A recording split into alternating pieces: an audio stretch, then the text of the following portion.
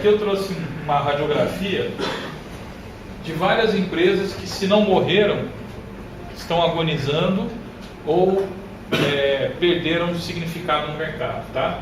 Foram compradas por outras. Ou simplesmente não tem mais mercado para elas, ok? Para mim, o mais significativo disso aqui é esse cara aqui, ó. Enciclopédia Britânica, certo? Quem de vocês já usou uma enciclopédia? A Barça, né? A Barça, a famosa Barça. Eu já usei. Então, a gente conta nos dedos, né? Dá para contar nos dedos. Mas quando eu era criança, a Barça era sonho de consumo. Toda a família, quando conseguia comprar uma Barça, ficava tão orgulhosa que colocava o raio da enciclopédia na sala, junto da televisão. Era um objeto que... Vamos lá. Era um objeto significativo. A Barça fechou. Você considera que a Motorola está... ela não é uma porta de celular? Motorola como ela era? Não. Porque a Motorola não era só celular. A Motorola, ela dominava o mercado de telecomunicações. Rádio de alta distância, celulares. Ela foi uma tremenda de uma força. Junto com a Nokia, tá? Os dois eram os dois grandes concorrentes. Né? Hoje a Motorola é uma marca da Lenovo, chinesa.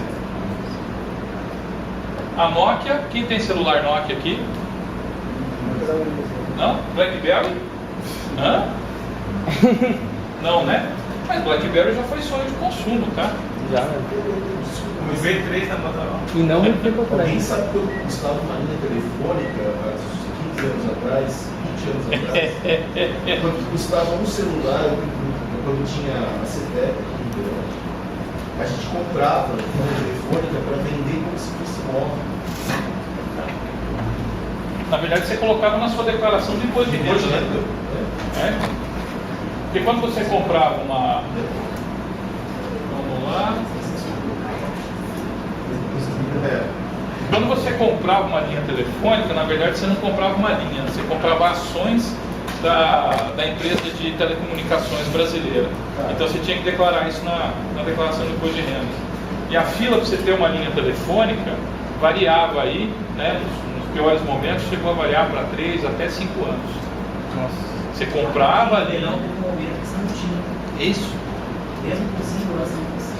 Exato. E aí você tinha o mercado negro, né? O cara trocava carro por linha telefônica. Certo? Bom, eu peguei telefone com 3 dígitos, né? Você pegava o telefone e pedia para o telefonista fazer a ligação. O telefone de casa era o 127. E eu não sou tão velho assim, né? Estou com 50. Não é tanto assim. O que mais? Esse aqui é emblemática também, né? A Kodak criou a tecnologia que a destruiu.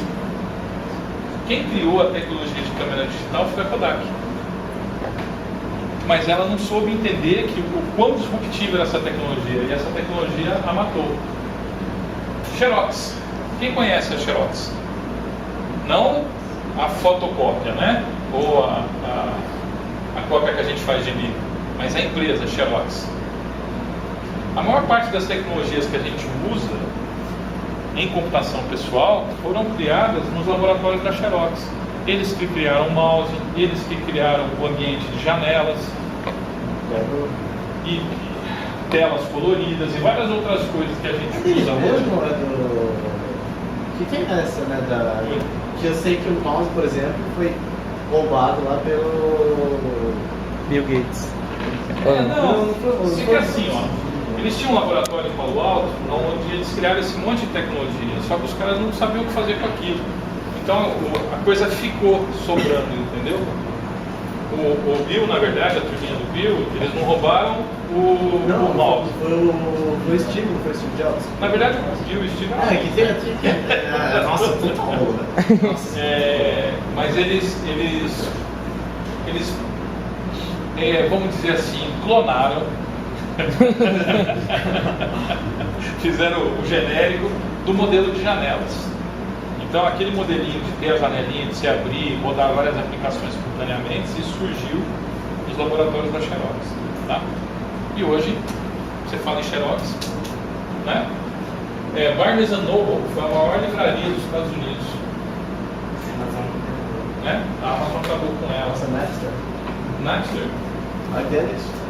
Napster em si, onde está a disrupção aqui? É a história do MP3, de você compartilhar a música, né? Isso aqui balançou fortemente o mercado fonográfico. O que mais? Palm foi um negócio muito interessante, nasceu e morreu rapidão.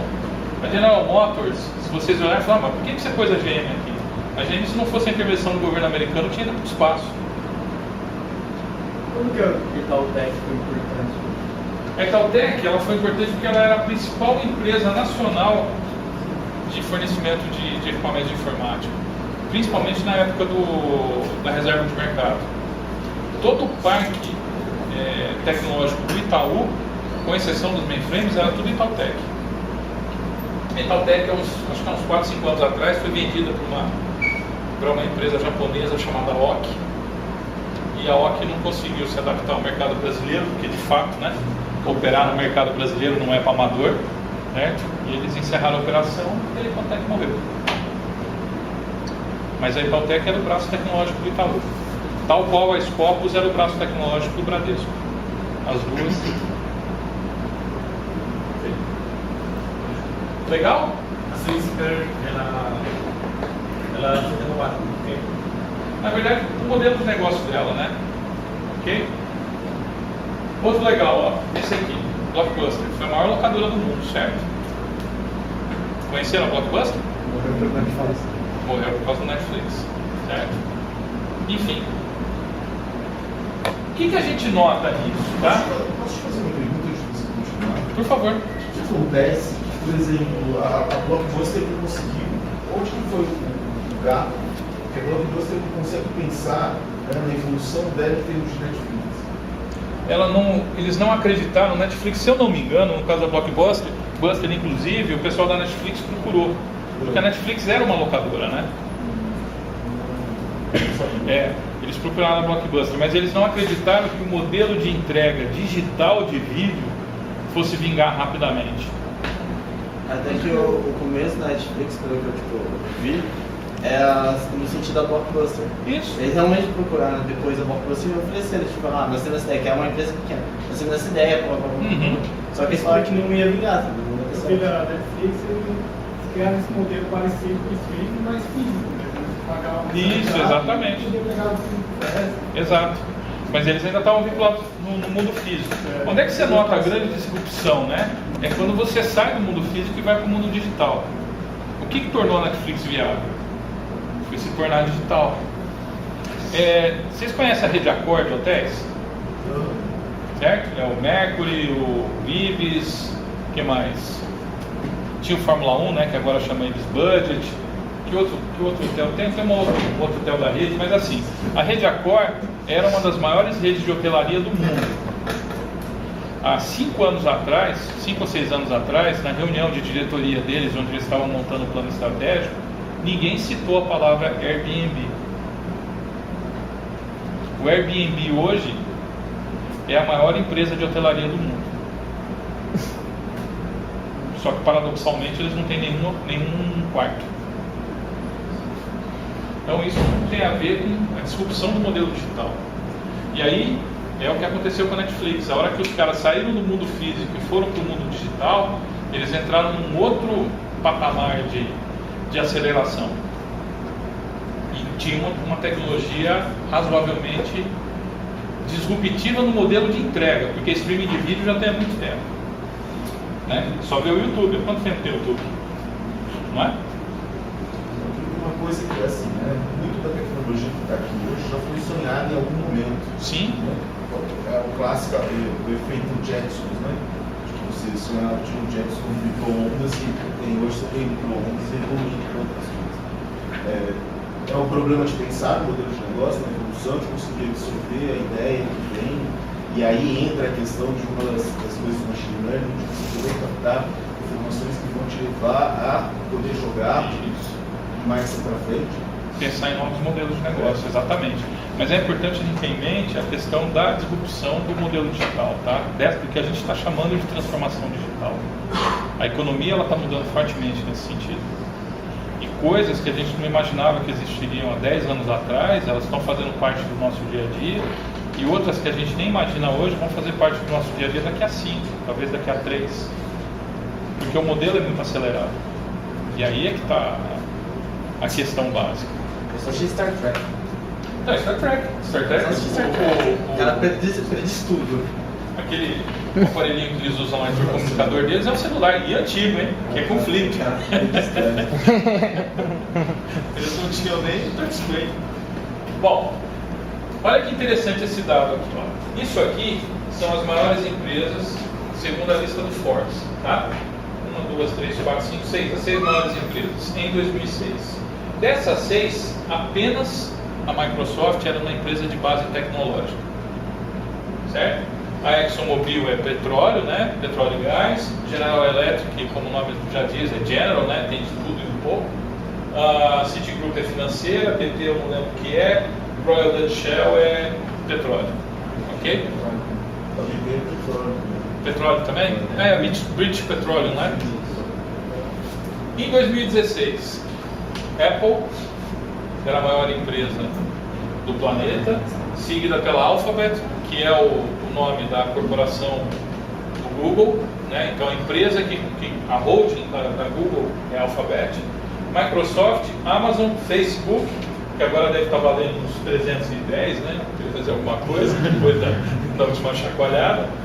E aqui só a ExxonMobil, que por sinal teve seu patrimônio diminuído. Agora a Amazon é a maior, né? Ah, não sei, mas isso aí vai oscilando, tá? Uma coisa você pode escrever. Na verdade, o dono da Amazon ultrapassou o Bill O Bill Gates em fortuna pessoal, né? Mas uma coisa você pode ter certeza, isso você pode ter certeza, tá?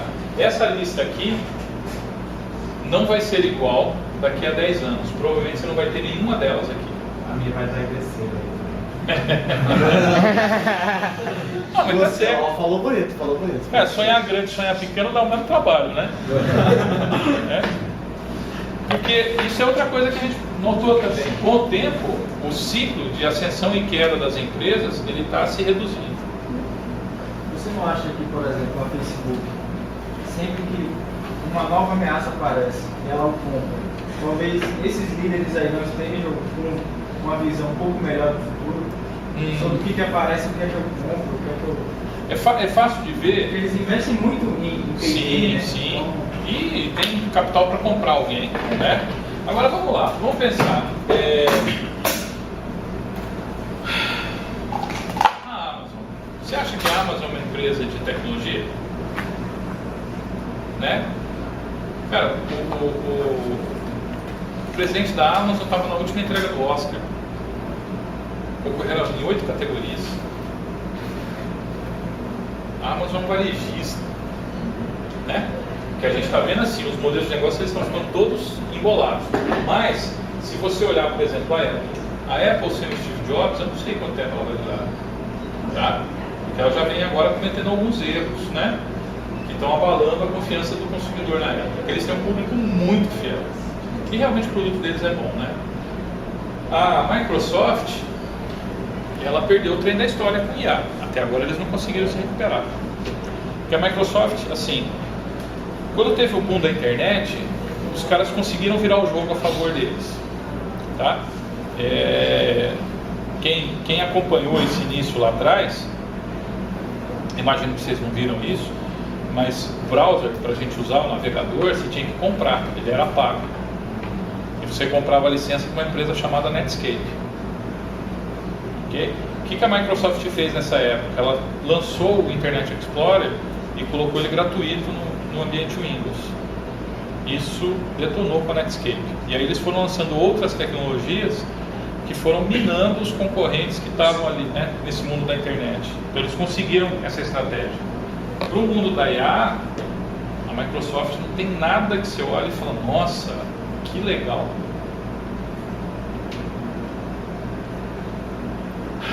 A Google, eles têm um monte de soluções interessantes, mas eles têm assim uma pegada muito voltada para o mercado de consumo pessoal, né? Para o varejão mesmo, pessoas. Eles não são tão fortes no mundo corporativo, eu não sei como é que isso vai se posicionar ao longo do tempo. E o Face acontecer de aparecer alguma nova rede social ou algum outro fenômeno similar ao de redes sociais que o tornem menos atrativo. É só a gente lembrar, né, que antes do Facebook, qual que era a grande rede social? Isso aqui. Antes disso você tinha isso aqui. Não, antes disso você tinha MSN. Né? Há uns anos atrás, se você falasse que você não tem MSN, o pessoal te olhava assim como se você fosse um cara de outro planeta. Né? Quem aqui tem conta do MSN? Tem muita gente resistente, né? Nem eu. Faz tempo que eu não É entro. uma coisa assim, meio, não sei se é triste ou engraçado ao mesmo tempo. Porque o que eu conheço daqui é porque eu pesquisei tipo, no meu técnico como se fosse tipo, empreendedorismo e inovação, entendeu? A história do empreendedorismo e inovação. Então, tipo, a gente não vê isso hoje em dia. O mais triste é quando eu olho e vejo que eu estava lá, né? Por isso que eu falei, isso é triste e engraçado isso, como tudo. Bom, tudo bem? Qual que é a grande sacada aqui? Ó? Hoje, as principais empresas do planeta, elas são empresas que estão no mundo digital e têm base tecnológica. Legal? Então, se vocês quiserem criar uma empresa unicórnio, que valha $1 bilhão, qual que é o primeiro passo? Criar alguma coisa com base tecnológica. Legal? Abrir um restaurante não vai fazer vocês figurarem aí, provavelmente, tá? O iFood, né? Mas o iFood é base tecnológica. Exatamente. E aí, isso nos leva a pensar nisso aqui, ó. Vamos lá. Facebook é a maior empresa do mundo, de mídia do mundo, certo? Mas ela não tem um editor. Todos nós somos os editores que gratuitamente e espontaneamente fornecemos conteúdo para ele. Uber. Quantos táxis o Uber tem? Nenhum. Ok? Mas é uma das maiores empresas, talvez hoje a maior empresa de mobilidade urbana do planeta. Airbnb, maior empresa de hotel do mundo, não tem um quarto. Netflix, maior locadora do mundo, não tem nenhuma fita, e ela não entrega isso na sua casa, pelo contrário, né? Amazon, maior varejista do mundo, não tem estoque. Ok? E a Amazon tem um efeito muito pior, que a gente vai discutir daqui a pouco. Nubank é um banco que não tem agência, que é outro modelo disruptivo, né? Você é unicórnio, né, Nubank? Oi? Você é declarada a primeira startup brasileira unicórnio. A Nubank, não, a primeira foi a 99 Times, né? Que foi comprada por um chinês aí por uma grana violenta. Os chineses também estão muito fortes, né? Então, esse é outro jeito de virar unicórnio, tá? Tem uma boa ideia, faz MVP, faz bastante barulho, que aí vem a chinesada de compra. Mas, olhando para esses modelos aqui, o que eles têm em comum? É a forte base tecnológica, tá? Aqui só existe por causa de tecnologia, aqui só existe por causa de tecnologia, modelo tecnológico, aqui só existe por causa de modelo tecnológico e todos os outros. Legal? Posso discordar? Pode. Eles existem porque eles criam uma necessidade. Ah, sim. As Ou pessoas- mapeiam uma necessidade, né? Mas o modelo de... A tecnologia é o meio instrumento para o acesso a essa necessidade.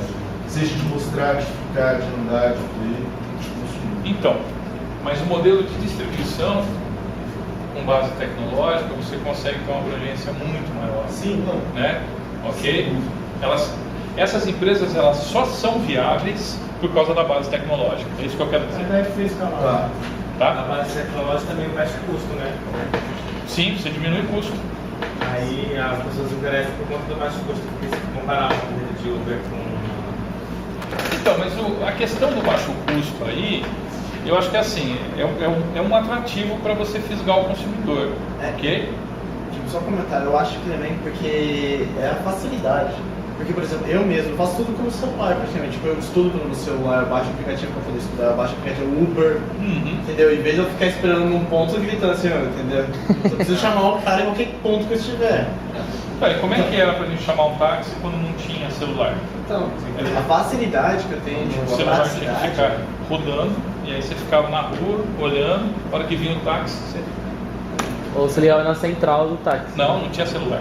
Ah, tá. Esse nível. É. Você podia ligar Sinal no de telefone fumaça. fixo, mas não era É, comum isso não. Alguém conhece aqueles cartão telefônico? Opa, o cartão telefônico, você já viu uma ficha telefônica? DDD, ficha local. Isso, ficha local e DDD. A DDD era prateada.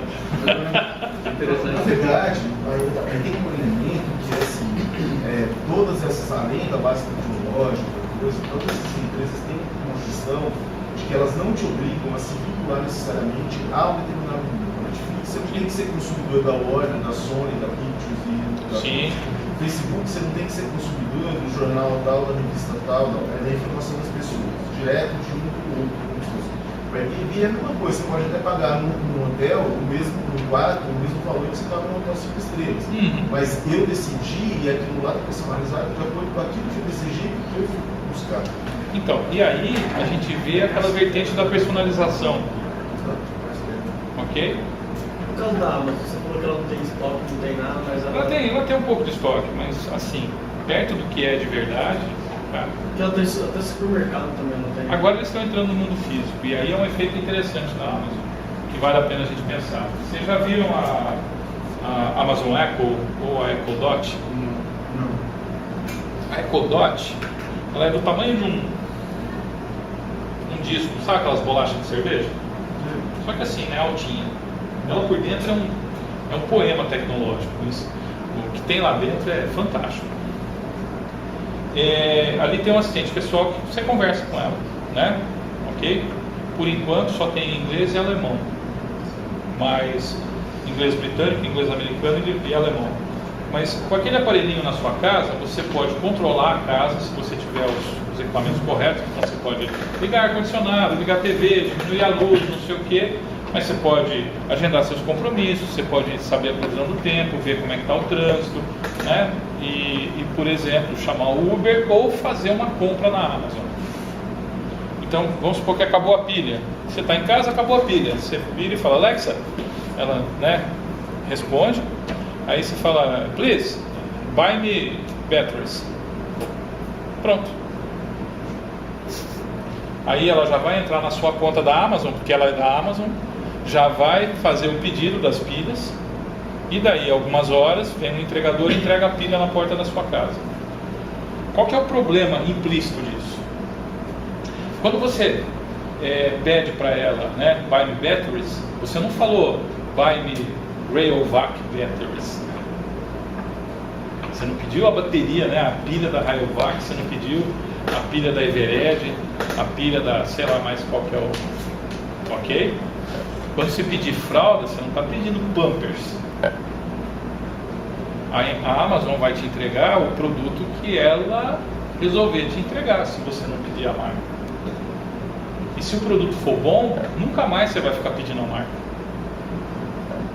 Isso vai dar um poder para a Amazon, para ela negociar com os seus fornecedores, falando, escuta, você quer figurar na minha posição aqui de entrega em primeiro lugar, então vamos renegociar os nossos parâmetros comerciais.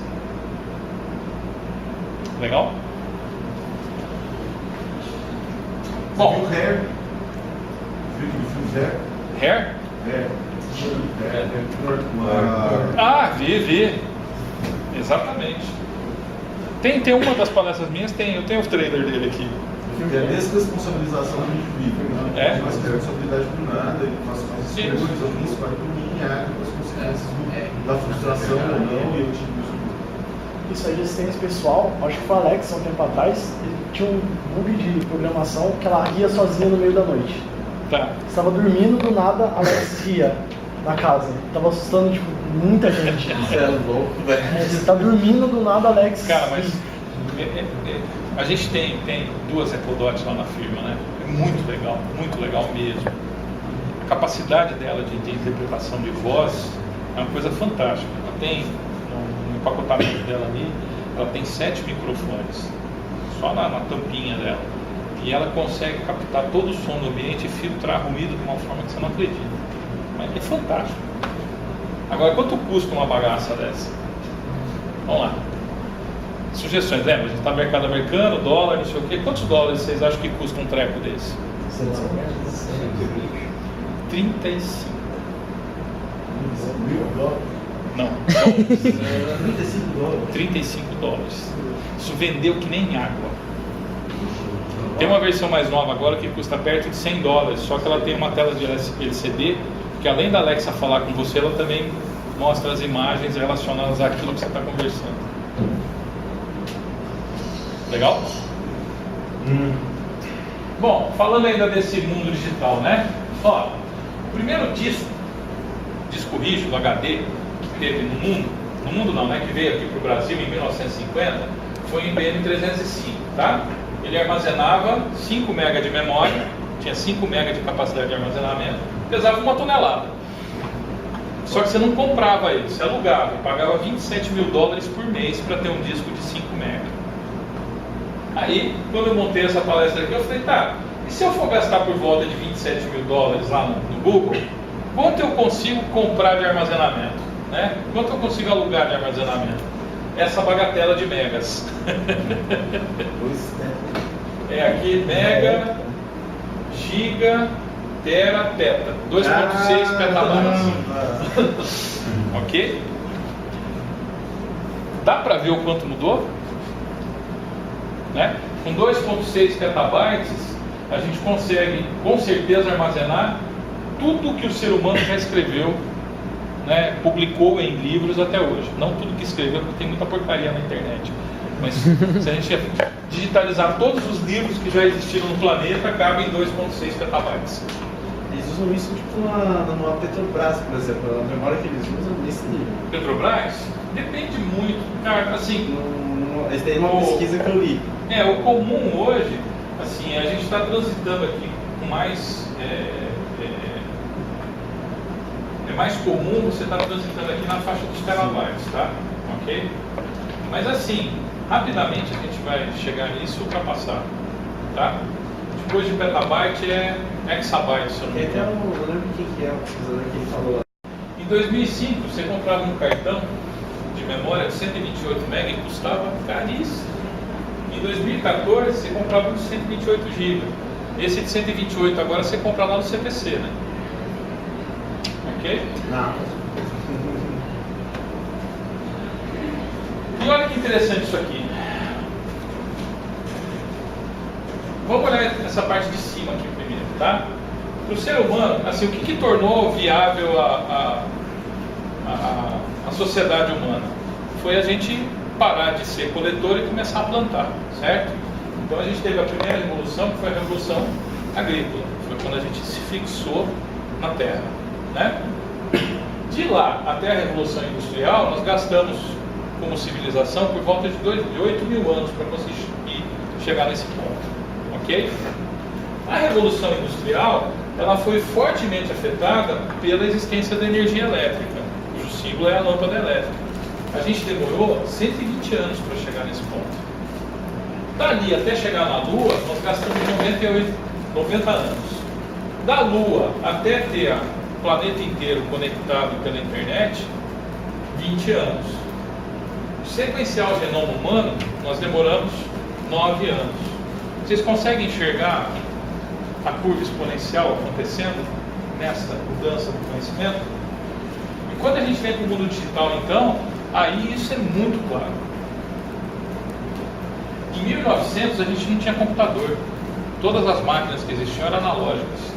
Já existiam equipamentos que computavam, mas eram analógicos, né? A gente só começou a ter alguma coisa digital por volta da década de 50, né? 1940 e poucos, com ENIAC e Univac, etc. Que foram as primeiras máquinas, que elas tinham um poder de processamento inferior a uma calculadora dessas que quando você compra a Maria Mole, ela vem dentro da Maria Mole, né? Antigamente o pessoal punha doce, agora põe Maria Mole, pendrive, né? Agora, Esse poder de processamento dessas máquinas ele foi fortemente acelerado quando a gente saiu de válvulas e foi para transistores. Quando a gente saiu de transistor e foi para circuito integrado, a gente teve outra aceleração. Tá? Agora aqui a gente está entrando num momento onde já está se falando em computador quântico. A IBM já tem um computador que eles chamam de computador quântico, não sei exatamente como é que ele funciona. Mas, o que acontece?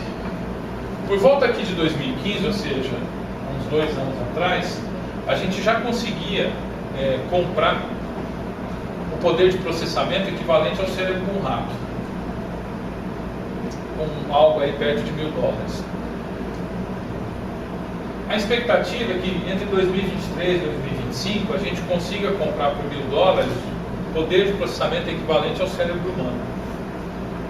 E que em 2045 a gente vai conseguir comprar por $1.000 o poder de processamento equivalente a todos os cérebros de todas as pessoas do mundo juntas.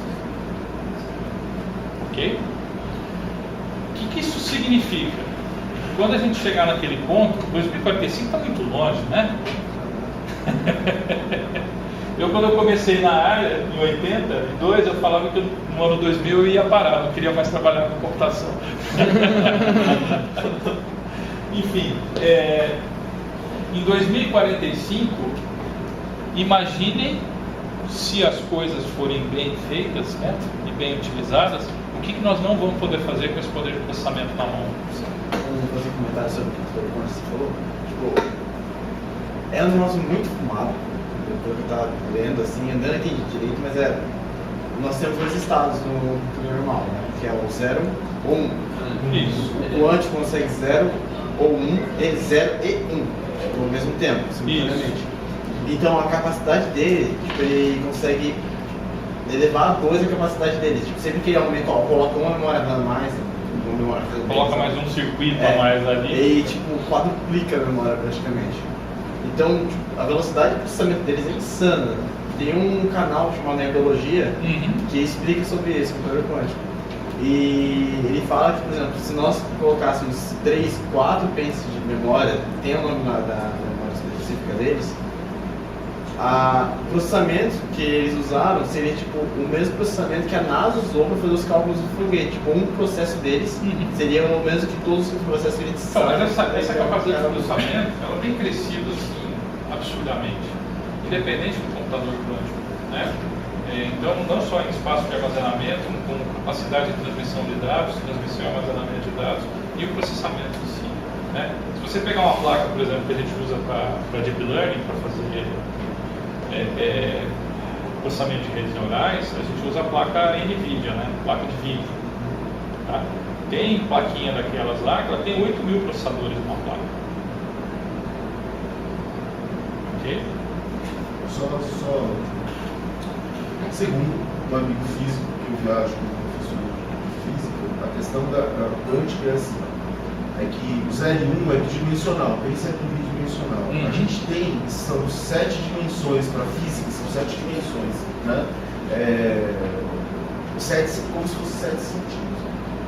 Questões subjetivas, por exemplo, não conseguem ser processadas com a acurácia que deveria ser, porque elas são subjetivas. Na computação quântica, esses valores subjetivos, qualitativos, eles vão poder ser processados porque ele vai considerar essas outras 4 dimensões que não são possíveis de ser consideradas. Então é um absurdo da capacidade da onde vai levar. Eu imagino que vai ser uma coisa muito louca. Agora, imagina a hora que a gente conseguir colocar isso em escala comercial, num celular, por exemplo. Talvez seja uma coisa análoga a você conseguir dar a sensação na projeção da tela, não só de cheiro, né, mas da pressão, por exemplo, por dentro de um submarino e sinta a pressão. Sentir a inversão total da coisa ali, né? A pressão atmosférica do ambiente principal, mais ou menos uma coisa assim. Assim, eu realmente não sei como é que vai ser daqui a 10 anos, tá? O interessante é que, mesmo com o anterior, a gente tinha começado a ter uma disseminação, que é típica das funções exponenciais, Mas com a computação quântica, com o processamento quântico, Você vai conseguir ultrapassar essa você barreira. vai ultrapassar essa barreira. E quando a gente ultrapassar essa barreira, que a gente vai estar adicionando uma topologia a mais para o nosso processamento, a gente pode pensar em chegar a algo próximo da consciência humana sendo reproduzida em computadores. Sim. Ok. É. Assim, a gente ainda vai ter que evoluir um pouco em relação aos modelos matemáticos, etc. De como é que isso vai ser trabalhado. Mas está. Mas são 11 topologias reproduzidas pelo sistema nervoso. Aí seria um pouco complicado para aplicar isso. Para computação normal, sim. Mas, cara, para quem já viu o cartão magnético, que é o meu caso, cartão magnético não, perdão, cartão perfurado, eu não duvido de nada. Outro dado interessante. Por que eu estou falando tudo isso? Para a gente entender a velocidade que as coisas estão acontecendo e o como elas estão acontecendo, tá? Essa é a primeira sacada por trás disso tudo. Vamos olhar essas tecnologias aqui, como é que elas evoluíram, tá? Vou pegar o caso extremo de um lado e do outro. O aeroplano, para a gente ter voos, né? A gente demorou por volta de 68 anos aí para ter 25% do mercado potencial utilizando esse tipo de equipamento, tá? O Pokémon GO, vocês devem lembrar, em 19 dias ele atingiu 50 milhões de usuários.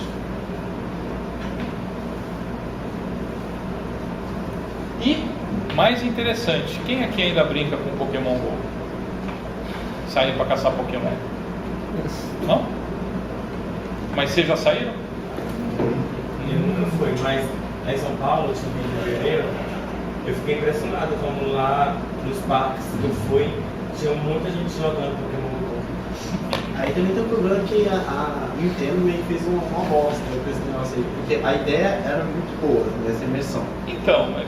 Só que eles não tinham tecnologia para poder segurar, por exemplo, eles não lançaram atualização, por exemplo, se eles lançaram e não lançaram atualização, o servidor deles não aguentava a quantidade de pessoas que entravam. Há quanto tempo você não se depara com uma atualização disruptiva nesse modelo aqui? Não tem. E mesmo assim a gente continua usando. Entende? Aquilo ali está 100% inserido dentro do mundo digital. Isso aqui está inserido no mundo analógico. O mundo analógico caminha devagar. O mundo digital é exatamente isso. Certo? Se não fizer rápido, tchau. Essa é a sacada importante, tá? Bom, e o que motiva tudo isso? Primeira coisa, dispositivo móvel e IoT. Legal? O que é IoT? IoT, Internet das Coisas, Internet of Things, tá? Por enquanto, no nosso dia a dia, a gente sempre se depara com um dispositivo móvel, certo? Quem aqui não tem um celular? Quem aqui já voltou para casa para buscar o celular porque esqueceu? Ok? Mas por que você volta para buscar esse aparelho? Que a nossa vida praticamente gira em torno do celular. Exatamente, ela está fortemente ligada. E aí vem uma outra pergunta. Se alguém falasse para você assim, ó, eu tenho um componente que você vai se integrar ao seu celular e não vai precisar mais carregar ele. Nós vamos introduzir ele embaixo da sua pele.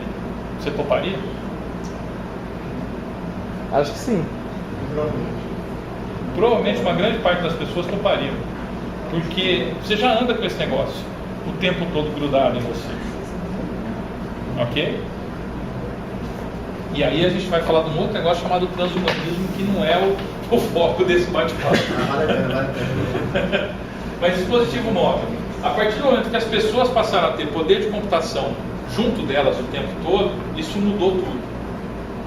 Então o celular não é um mero aparelho. O celular é uma câmera, ela é uma biblioteca, ele é uma agenda, ele até faz ligação telefônica. Né? Ok? Que aliás, diga-se de passagem, há quanto tempo vocês não ligam para alguém? Ligar é meio chato, é mais fácil no WhatsApp, não é? Eu mando o WhatsApp pro cara, falo lá, põe uma mensagem de voz, não é isso? O mercado de telefonia fixa está despencando, estão agonizantes. E o mercado de telefonia celular também está indo no mesmo caminho. As operadoras de telefone já descobriram que elas estão mortas, que elas têm que se transformar em empresas de fornecimento de banda larga. Tá? Bom, e o negócio vai ficar feio mesmo, ou limpo, a hora que a gente tiver muito equipamento interconectado. Então são tecnologias que ainda estão em desenvolvimento para ficar aquela coisa comum, tá? Mas você vai ter dispositivo na sua roupa, no seu carro, no ambiente que o cerca, enfim. E esses dispositivos vão conversar entre si. Não vamos entrar aqui na seara de discutir segurança, tá? Que aí é outro papo. Beleza? Bom, agora por que os dispositivos móveis funcionam, né? E o que a IoT vai gerar para a gente? Eles funcionam porque hoje a gente pode estar interconectado, né? Hoje qualquer lugar que você vai, um mínimo de civilização, você tem acesso à internet. E é muito comum você ter Wi-Fi grátis num monte de lugares, não é? Quem é que já chegou no boteco aqui? A primeira coisa que pergunta pro garçom é qual que é a senha do Wi-Fi. Não é? No restaurante, na clínica médica, no hospital, em breve nos ônibus. Um comentário, por exemplo, a questão da internet, até em lugares que não tem acesso ao Google, tem a ideia deles que é o Bounce. O Google, o Facebook também quer fazer isso, então vai ter um outro capítulo dessa história que vai ser legal. Mas tudo isso aqui, ó, aliado principalmente à IoT, gera um volume absurdo de dados. E esses dados aqui nos proporcionam você ter insights totalmente novos a partir dessas informações. Tá? E cada vez mais a gente vai ter mais dados. Porque esse treco aqui, por exemplo, ele está o tempo todo gerando informação. A gente não usa, mas ele está gerando.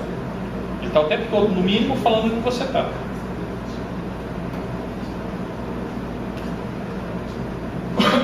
Dentro do esquema da personalização, a gente já viu que tem alguns fenômenos que estão acontecendo por causa da personalização, mas isso aqui também está fortemente associado a um outro evento muito interessante, que é a impressão 3D, que vale a pena a gente continuar acompanhando e observando, tá? Ali em cima é uma impressora que imprime chocolate. Aqui embaixo tem um coração, tá certo que ele ainda não está bom o suficiente para ser implantado no ser humano, mas foi impresso por uma impressora 3D, tá? Já tem impressora 3D, por exemplo, que imprime titânio, e aí os caras estão imprimindo osso, prótese, com impressora 3D. Já tem impressora 3D, uma máquina que imprime casa. Na verdade, ela imprime um prédio, tá? Ela imprime concreto. Aqui no Brasil mesmo, você tem uma empresa, não lembro o nome dela, que ela trabalha com isso. Ela trabalha com células de tecido que são usadas para poder fazer, por exemplo, coração, pulmão, assim por diante. Eles têm já tipo impresso. Só que eles não têm aprovação ainda, ele não tem como para poder usar isso, né? Enfim, então quando a gente fala em impressão 3D, o grande público pensa em impressão 3D como se fosse uma impressora, principalmente aquelas que a gente vê em feira, né? Aquelas impressorinhas imprimindo matéria plástica lá, imprime bonequinho, essas coisas. Impressão 3D não é isso, tá?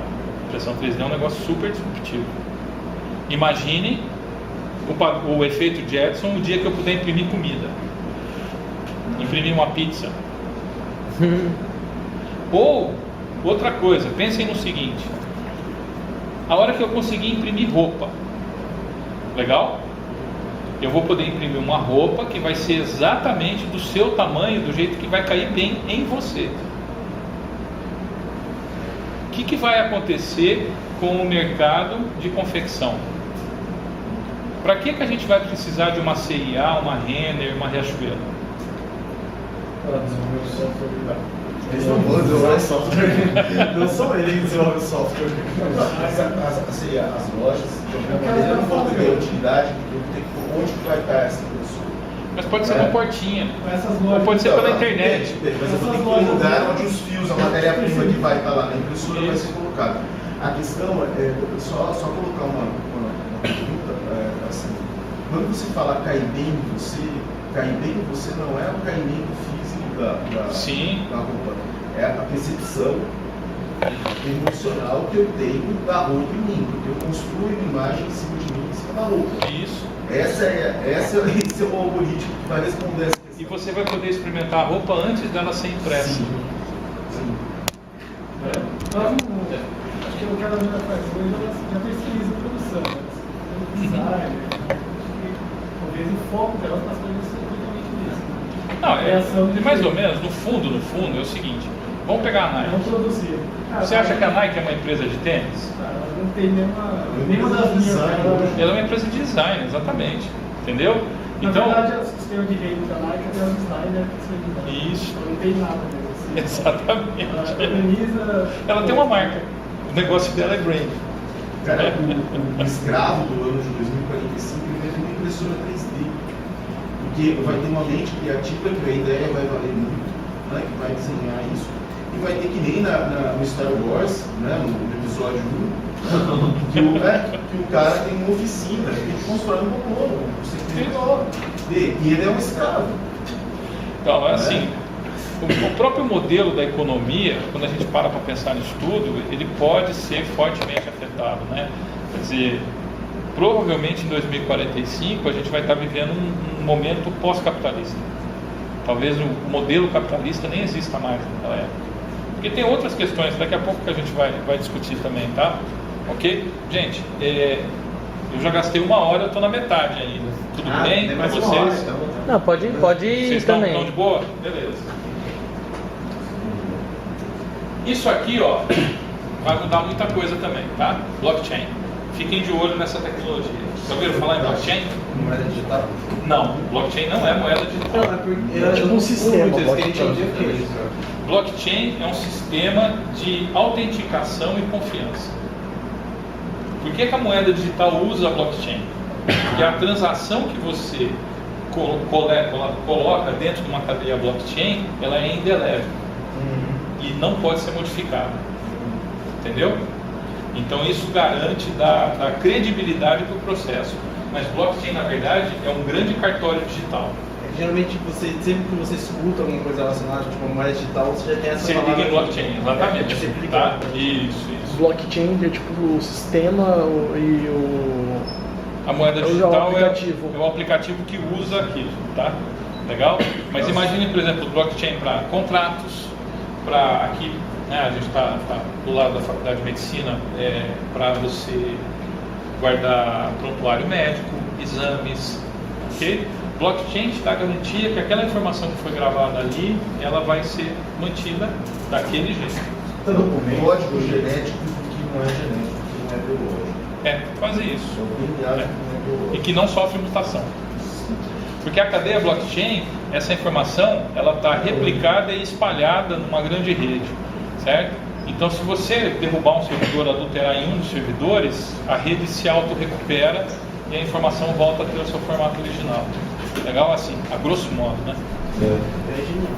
A validação dela tem que ser, quanto maior a validação do usuário, Isso. ela é mais segura. Né? É isso aí. Por isso que a mineração é feita. A mineração nada mais é do que checar com todo mundo. Aquilo lá tá É verdadeiro. Às vezes feito. Né? caçando falha. Exatamente. Ok? Mas fiquem de olho nessa tecnologia porque ela é importante. E aí, o foco do nosso bate-papo, IA. Legal? Bom. Já ouviram falar desse cara aqui? Andrew, e eu não sei se eu pronunciar o sobrenome dele, né? Esse cara aqui, ele trabalhava na Baidu. A Baidu hoje é um dos principais fornecedores de tecnologia para inteligência artificial na China e, portanto, para metade do mundo. Fundador, né, do Coursera. Mas esse cara aqui, ele fala o seguinte, que IA vai ser a nossa nova eletricidade. O que ele quer dizer com isso? Tá? Alguém fica prestando atenção se tem energia elétrica em algum lugar? Você chega na casa de alguém e fala, aqui na sua casa você tem tomada? Né? Você não faz isso, porque é isso que já permeia o nosso dia a dia, tá? Então, eletricidade, primeiro, é uma coisa que está em todo lugar. Segundo, se acabar a energia elétrica hoje, o que vai acontecer com a humanidade? É um caos. É um caos. Em uma semana, 80% das pessoas morrem. Foi o seu ano. teve a queda geral lá nos Estados Unidos? Ah, mas aí tudo bem, é pontual, né? Mas se você tiver um apagão planetário, só vai sobreviver mesmo aqueles caras que estão lá, sabe, os esquimós que estão lá nos quintos de inferno Que já nem usa. Isso, aquela tribo lá na África que o pessoal vive sem água, né? No deserto de Nucimone. Porque é isso, né? Hoje a gente é uma sociedade fortemente dependente de eletricidade e de tecnologia.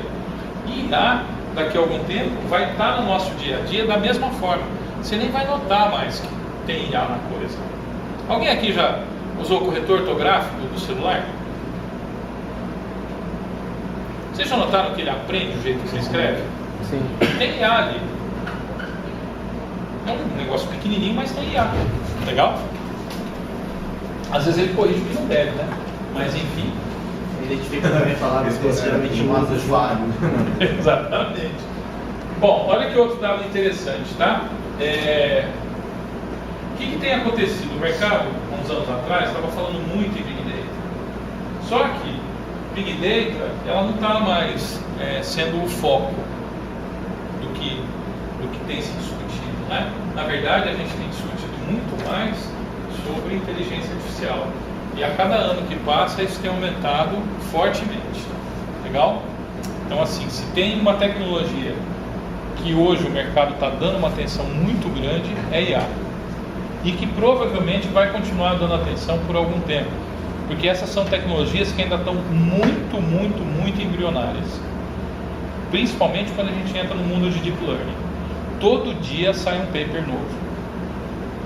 Então, todo dia tem material novo para ler. Em contrapartida, olha que interessante isso aqui, ó. Esse aqui foi uma análise que foi feita sobre reconhecimento de imagem, né, por computador, ok? Em 2010, a gente conseguia separar o cachorro do cupcake, né, e conseguia ter uma taxa de acerto da ordem de 30%, tá? Foi mais ou menos aí por volta de 2010 que começou o boom do Deep Learning, né? Rapidamente, a gente conseguiu chegar em 6 anos em uma taxa de acerto superior à do ser humano. Hoje a gente acerta 95%. Na verdade, a gente já conseguiu melhorar isso um pouquinho mais. Só que agora, aqui é uma curva, é o contrário da exponencial, né? Sim. É um logaritmo, né? Ela tá... Agora, para você conseguir cada ponto percentual é um esforço absurdo. Mas nós estamos conseguindo. Legal? Se alguém quiser saber como é que funciona isso, eu ponho aquele slide de rede convolucional de novo. Esse outro caso, ó. Caso do Go, vocês acompanharam isso? O AlphaGo? Tinha, né? O documentário da Netflix. Eu fui tentar procurar outro dia, não achei. Mas qual que é a disrupção aqui, né? Quando o Deep Blue, que a IBM montou, venceu o Kasparov, isso foi em 2005, não foi? 2003? Foi por aí, tá? Foi um negócio que causou um furor, né? Falou, nossa, um computador conseguiu vencer o campeão mundial de xadrez. Mas o Deep Blue, ele venceu na força bruta. Ele tinha lá armazenado nele todas as jogadas possíveis e imagináveis, certo? E à medida que o Kasparov fazia uma jogada, ele saía analisando aquilo, né? Ok? De computação massiva mesmo, e tomava a decisão de fazer a jogada. O caso do AlphaGo, o Go é um jogo de estratégia. E ele tem muita subjetividade envolvida no jogo. E o cara do AlphaGo, o software que conseguiu vencer, né, o campeão mundial de Go, ele conseguiu vencer porque ele usou inteligência artificial. Ele foi se adaptando e aprendendo o jeito que o cara jogava. Então ele conseguiu bater o campeão mundial de Go porque ele aprendeu a jogar melhor que aquele cara. Legal? Isso é significativo. Muito legal, né? O pessoal da área jurídica já está tremendo na base, porque a gente está com vários algoritmos de inteligência artificial que estão trabalhando para automação de escritórios. Tem um produto da IBM que chama... deixa eu lembrar o nome dele, Gross. Foi feito em conjunto com o IBM num escritório de advocacia em Nova York.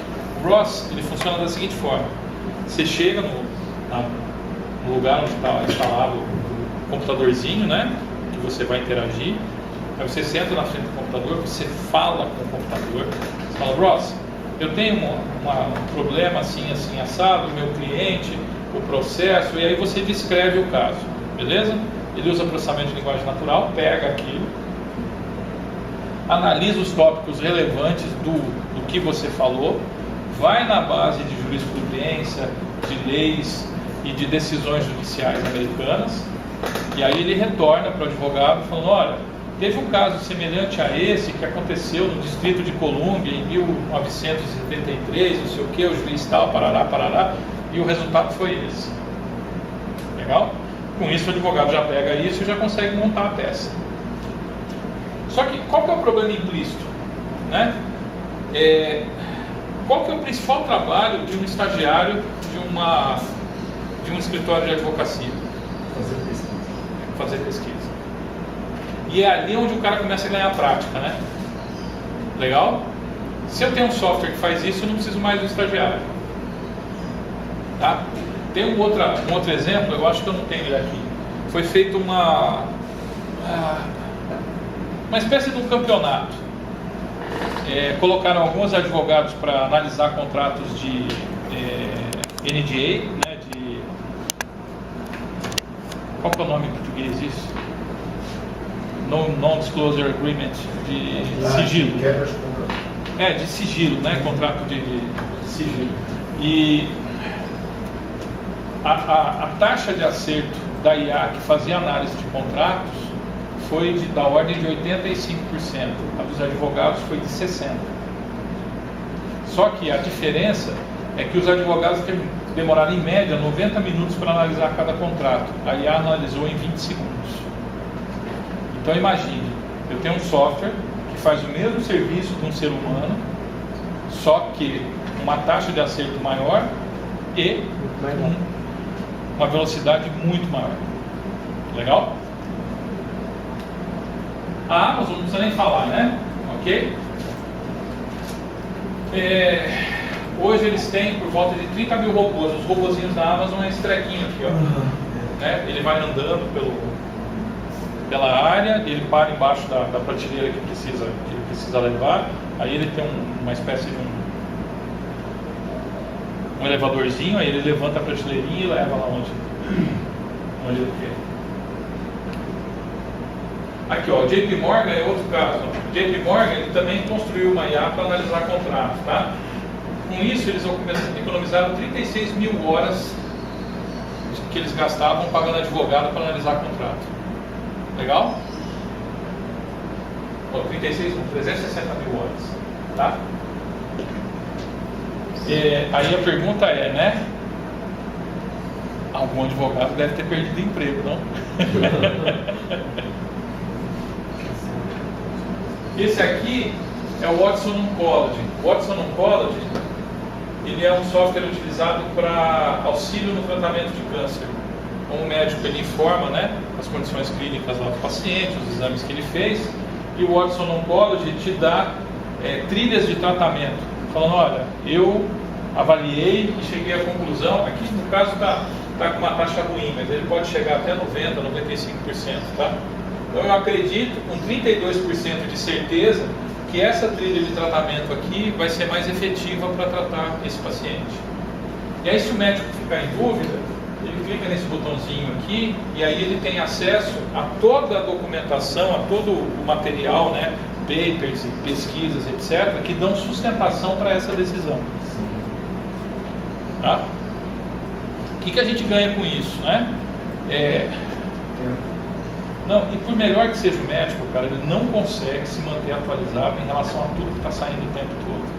Principalmente aqui em oncologia, né, onde 80% da grana que se investe em pesquisa atualmente é para tratamento de câncer, dos grandes laboratórios.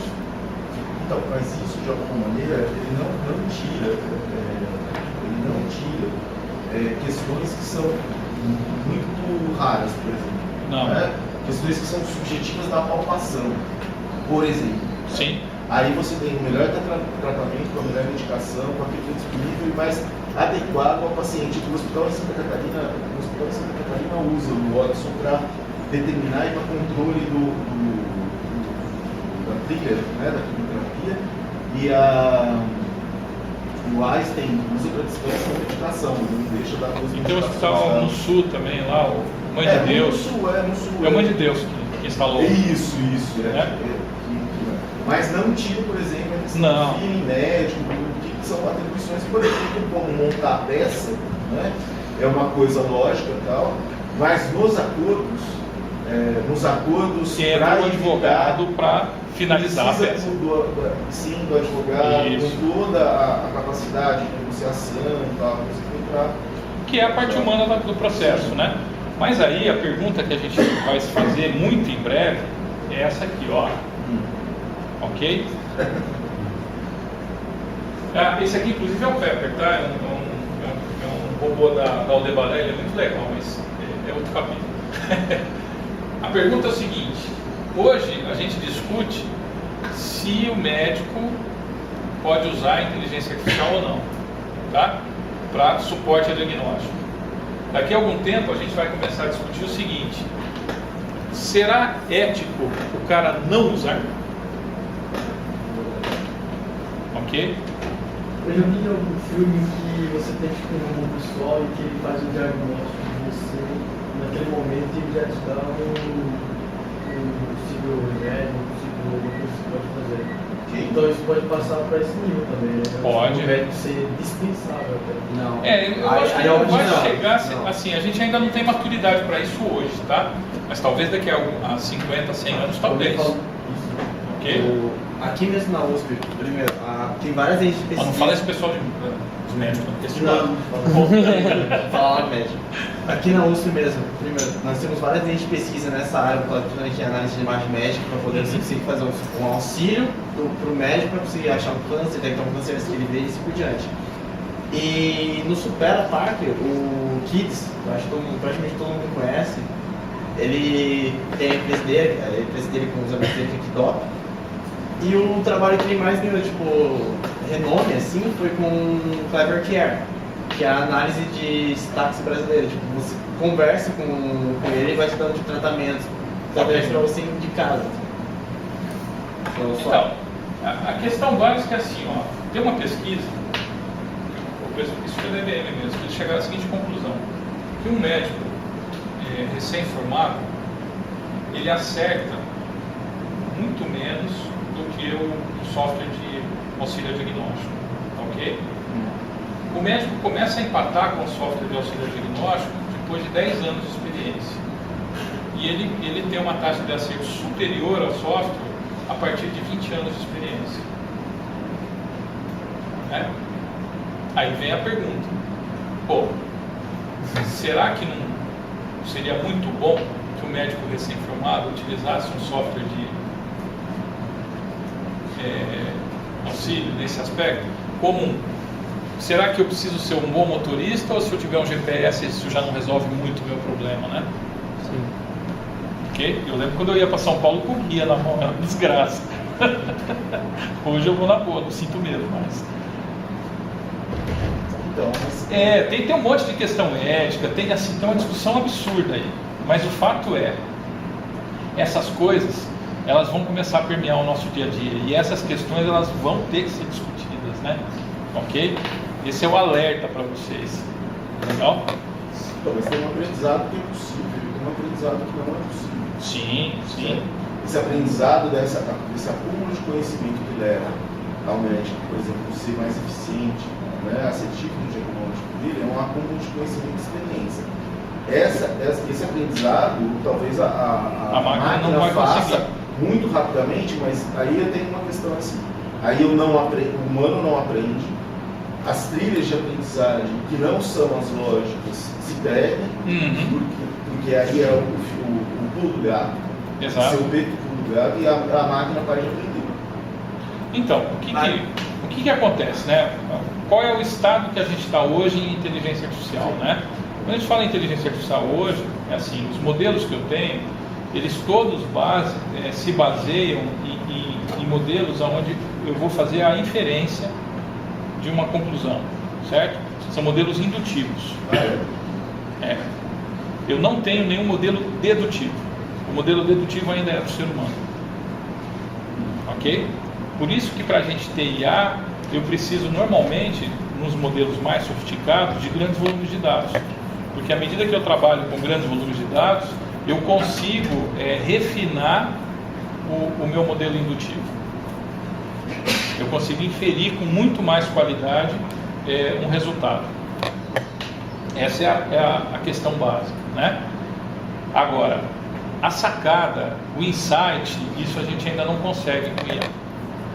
Não sei se a gente vai conseguir, porque o que eu tenho visto nos últimos 2-3 anos realmente é assustador. Vale lembrar também que, por exemplo, não é só porque a IA está superando no início médio que isso vai de fato atrapalhar, porque se nós pegamos uma impressora 3D, essa impressora 3D consegue imprimir camiseta, né? Então você vai falar, nossa, mas vai ter um desemprego gigante dos caras que fazem camiseta. Mas esse desemprego vai acabar gerando, por necessidade, vai acabar gerando uma adaptação que você vai ter uma personalidade mais técnica, o que acaba acarretando uma evolução tecnológica nessa frente. Tem uma discussão importante aí, mas deixa com o slide lá na frente, tá? Ok? Bom, para o pessoal que programa, quem acha que está a salvo, já tem IA que faz o que todo estagiário de programação faz. Pega programa pronto, tira pedaços do código, junta e faz um programa novo. Tá bom? Tá bem embrionário, mas assim, é só uma questão de tempo, tá? E aqui uma provocação para vocês. Vamos imaginar aqui, ó, o robô fez um robô de software, né? Ou uma IA, seja lá o que a gente queira chamar, fez aquele quadro e aquele quadro foi considerado uma obra-prima da arte. Legal? Pelos especialistas. Quem é o dono do quadro? É a IA, o dono da máquina onde essa IA rodou, o cara que treinou a IA, o cara que desenvolveu o algoritmo da IA, ou o cara que desenvolveu a framework que foi usada para o algoritmo.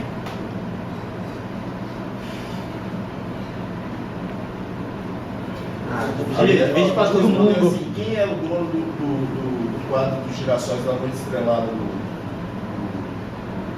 Sim, provavelmente o cara que hoje adquiriu aquela... Não. Assim, quem que era o dono, né? Quando Van Gogh pintou, quem era o dono?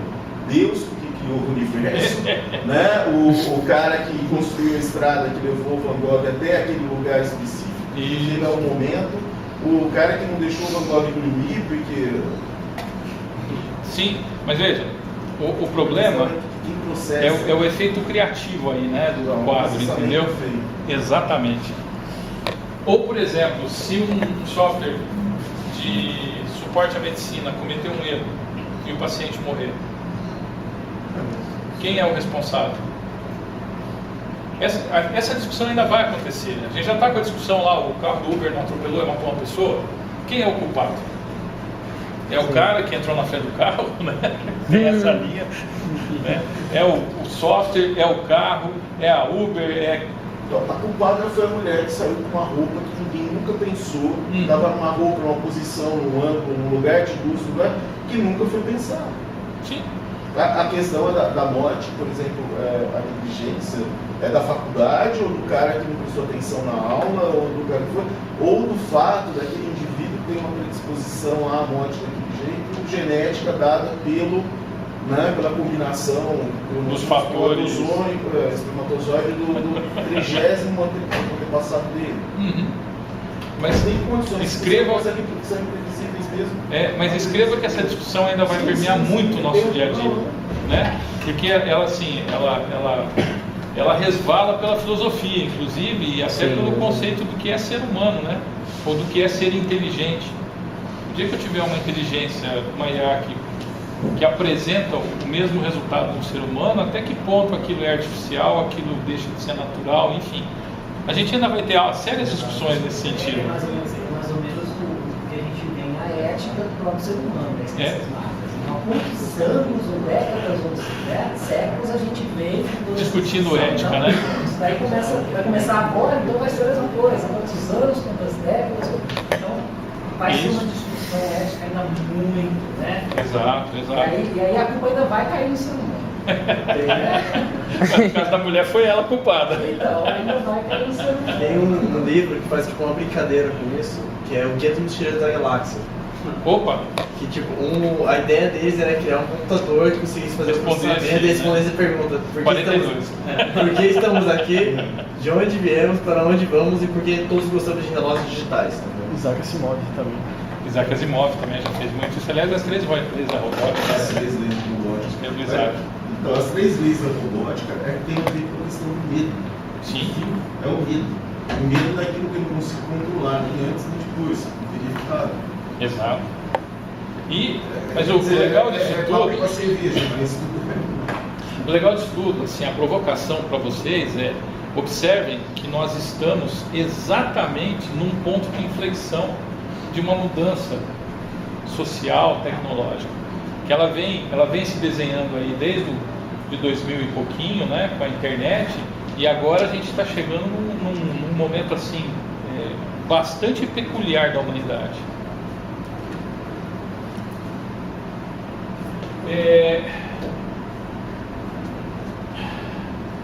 E não vai dar para fugir dessas coisas no dia a dia, tá? Aí, só para ilustrar um pouquinho mais também, aqui são alguns casos que a gente está trabalhando lá dentro da DataH, tá? Então são coisas que a gente está fazendo aqui em Ribeirão. Junto com a Jato, a gente tem a divisão Sincar, onde nós estamos construindo o veículo autônomo. Então a engine para poder fazer o veículo autônomo funcionar. Esse aqui foi, várias dessas coisas aqui, elas foram feitas junto com o pessoal da Federal de Goiás. Aqui é um software para auxiliar cegos. Então ele descreve o ambiente, o cego bate a foto e o celular descreve o ambiente. Olha, tem uma pessoa sentada no sofá com um controle remoto na mão. Junto com o Hospital de Câncer de Barretos, a gente está fazendo um trabalho para identificação de tumor em mamografia, né? Para auxiliar, acelerar o processo de análise do radiologista, não para substituir o radiologista, mas só para antecipar essa análise na fila lá de mamografias. Esse aqui o Hermes, é um contador virtual, né? É um software com inteligência artificial para substituir o contador. Esse aqui é uma iniciativa que está bem embrionária ainda, mas ela usa a inteligência artificial para fazer reconhecimento de pessoas pela perturbação que a passagem da pessoa causa em onda de rádio. Então, você tem 2 antenas de Wi-Fi, o fato da pessoa passar ali, aquilo causa uma perturbação específica. E é específico daquela pessoa. Então a gente usa a IA para poder mapear e avaliar isso. O Mr. Turing é um software de aprendizado, né? Um professor eletrônico para educação virtual. Se vocês quiserem testar, entra no Facebook, no Messenger do Facebook, e fala um oi pro Mr. Turing. Ali tem um professor de inglês, tá? Vocês podem brincar com ele. O Mentor Mais já está sendo instalado em algumas empresas, é um assessor administrativo, né? Por enquanto ele tem basicamente a vertente financeira, mas é para ser o assessor do dono da empresa, para falar para ele como é que está a empresa, se as vendas estão indo bem, o que ele pode fazer para melhorar, etc. O Predict ele tem a ver com análise de comportamento do consumidor. Aqui é análise genética, a gente está negociando aí com o pessoal para poder fechar um convênio. E o Carbot esse projeto aqui ele não andou, mas pode ser que logo a gente consiga alavancar ele de novo. É um assistente pessoal para o carro, tá? Você colocar no seu carro e você conversar com o seu carro. Uhum. E a gente fala, não estou bem, você não trocou meu óleo, o combustível está acabando, coisa do gênero, tá? Isso aqui vai ser uma beleza para as mulheres. E depois que a inteligência artificial substituir, e aí professor, contador, radiologista, várias profissões tendem a ser substituídas pela robótica. Eu não diria substituída, mas Mas ela vai ser potencializada pelo uso de inteligência artificial. Eu acho que essa é a pegada. Agora, algumas vão desaparecer realmente, tá? Eu acho o que fazer com depois da evolução tecnológica. O que fazer com os artesãos quando a gente criou o tear mecânico? Eles não deixaram de existir. Tem gente que faz tecido em tear manual até hoje, né? Vocês já ouviram falar em assessorista? Quem aqui sabe o que é um assessorista? Né? 2, 3. O assessorista era um cara que ficava dentro do elevador para apertar o botãozinho do andar, ok? E ele controlava a abertura e fechamento da porta do elevador. Era um profissional. O cara ficava o dia inteiro sentado dentro do elevador. Não existe mais. Existem algumas classes. Existe, então. No Brasil ainda existem 2.000 assessoristas. 80% estão em Brasília. É sério, isso é uma informação real, tá? Ai, que situação. Bom, agora uma pergunta para vocês. Qual dessas imagens aí não é real?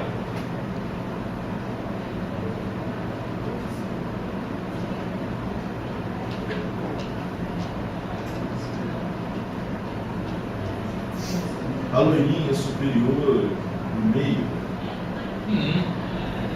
É uma boa. Todos os asiáticos aí.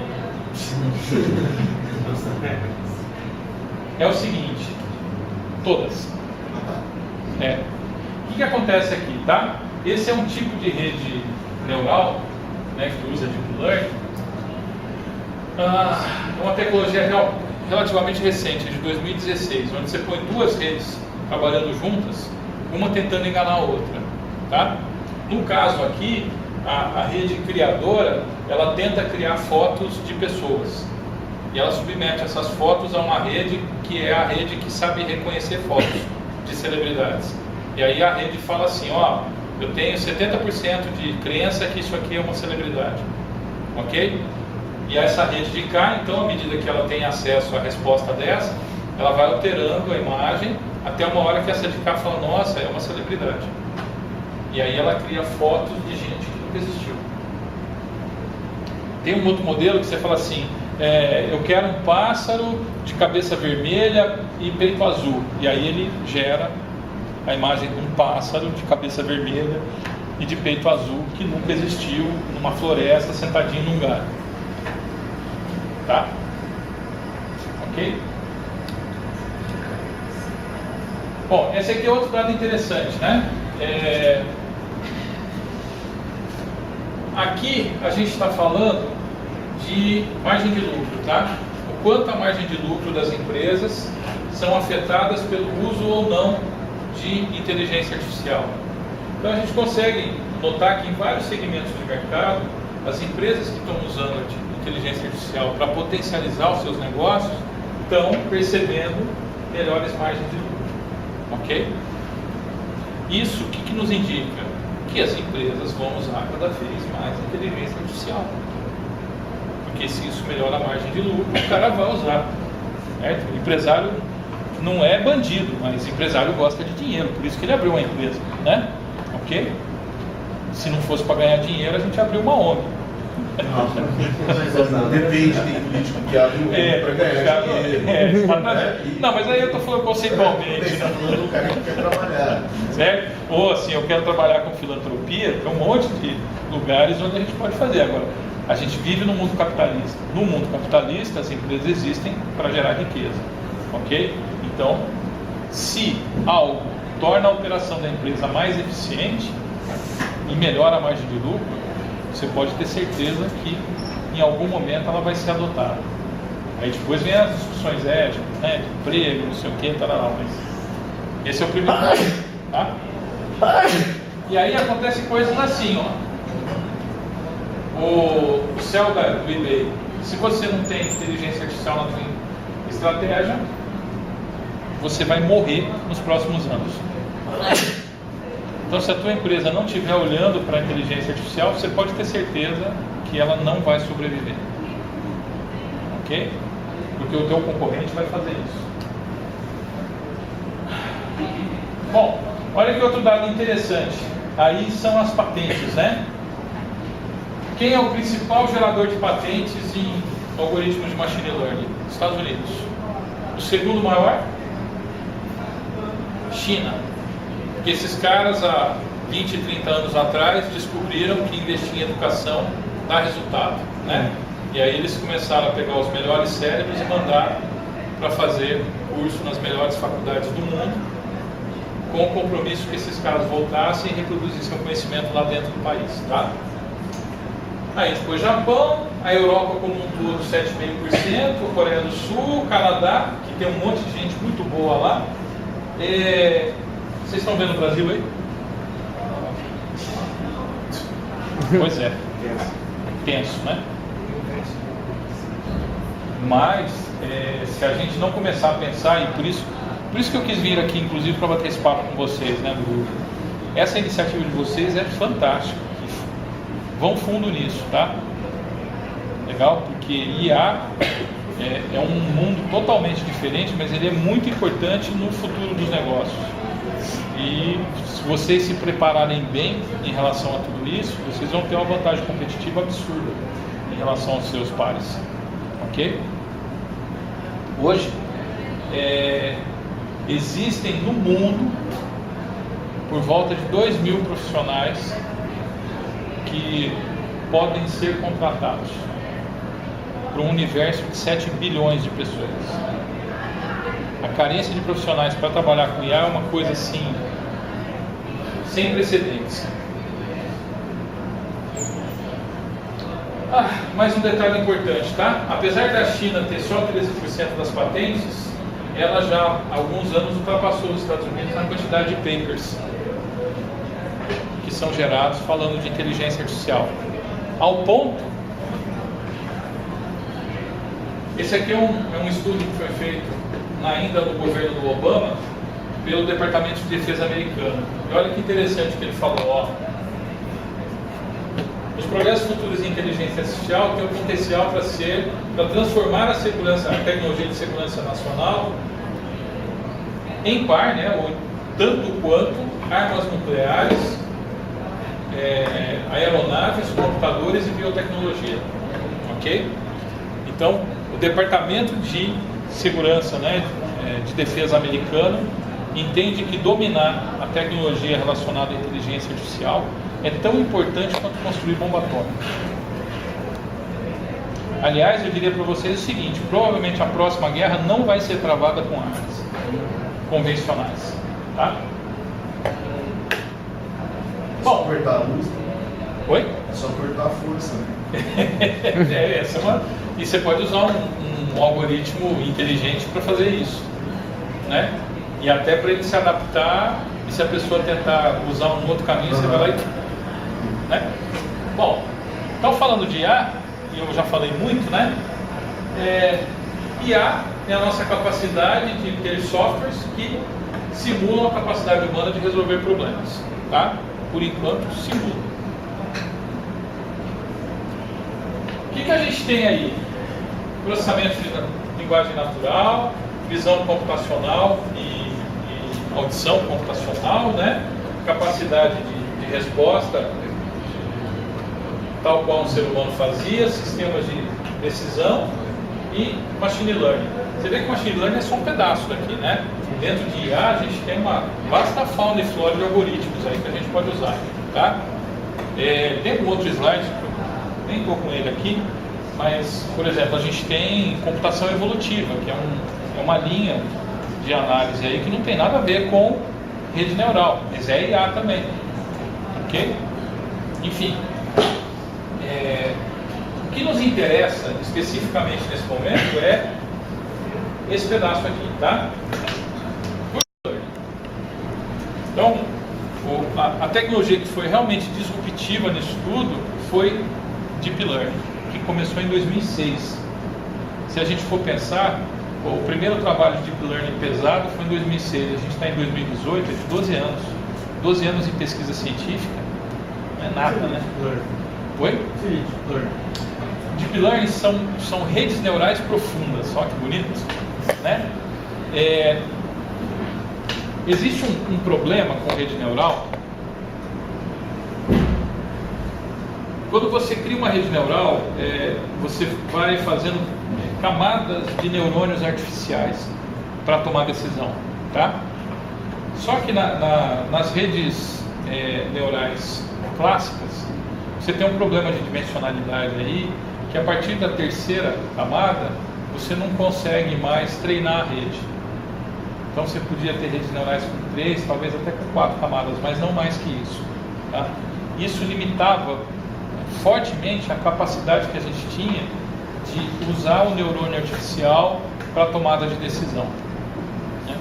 Em 2006 foi publicado um paper onde um cara criava uma arquitetura que resolvia esse problema.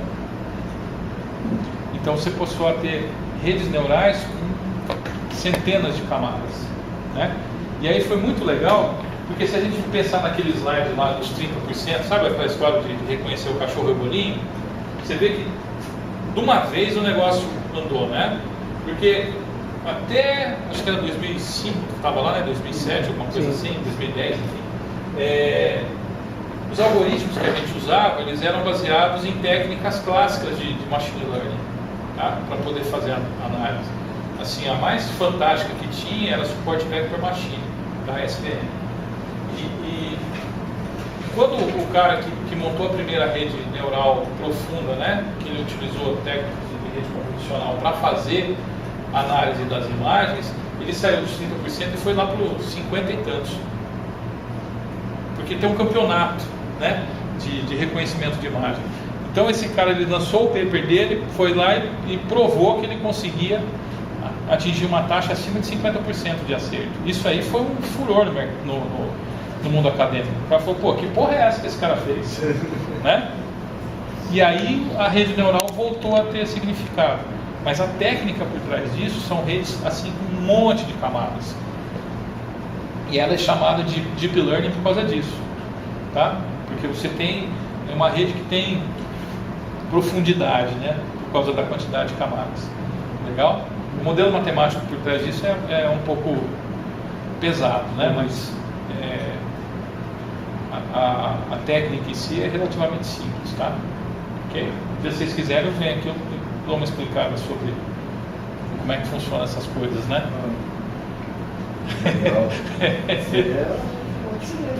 É porque hoje a gente está só falando da generalidade, né? Ok? Bom, em Machine Learning, vocês estavam falando de Machine Learning, né? Sim. Então, basicamente, o que a gente tem em Machine Learning? Aprendizado supervisionado, aprendizado não supervisionado e por reforço. Vocês já viram isso? Aqui? Começando ainda. Começando? Então tá. Basicamente, para que a gente usa isso, né? Aprendizado supervisionado para fazer classificação e regressão, tá? No caso da regressão, tem umas técnicas muito interessantes, inclusive, para forecast, né? Para fazer previsão, né? Modelos preditivos que não necessariamente são baseados em regressão linear ou regressão múltipla, tá? E eles conseguem ser muito mais assertivos do que os modelos comuns. Tem um trabalho que a gente está fazendo com uma empresa, isso é muito legal. Ele tem uma base enorme de empregados e desempregados, né? E a gente está montando um algoritmo para... Você vai pegar uma pessoa, dar o CPF dela e ele vai falar para você assim, ó, esse cara tem a chance, né? Eu tenho 90% de certeza que ele vai ficar empregado pelos próximos 8 meses. Ou eu tenho 100% de certeza que ele vai estar empregado nos próximos 6 meses. Para que vai ser usado isso? Para análise de risco de crédito em banco. Na hora que você for tomar o crédito, o cara vai olhar e falar, bom, esse cara ele é estável no emprego dele? Ele tem capacidade de se manter, né? E a gente está usando Deep Learning. Deep Learning não, na verdade está usando técnica clássica de Machine Learning para isso. Aprendizado não supervisionado a gente usa para fazer redução de dimensionalidade em clustering. Legal? Qual que é a diferença entre cluster e classificação? classificação você tem o rótulo, né, para treinar. Isso, você já tem o padrão pré-definido, você já tem as classes, né?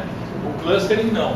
Você, a partir de um conjunto de dados, você cria agrupamentos que não necessariamente eram conhecidos. Legal? Isso aqui é muito legal para análise de perfil de consumidor. Você consegue criar clusters de consumidores que não são tradicionais. Tá?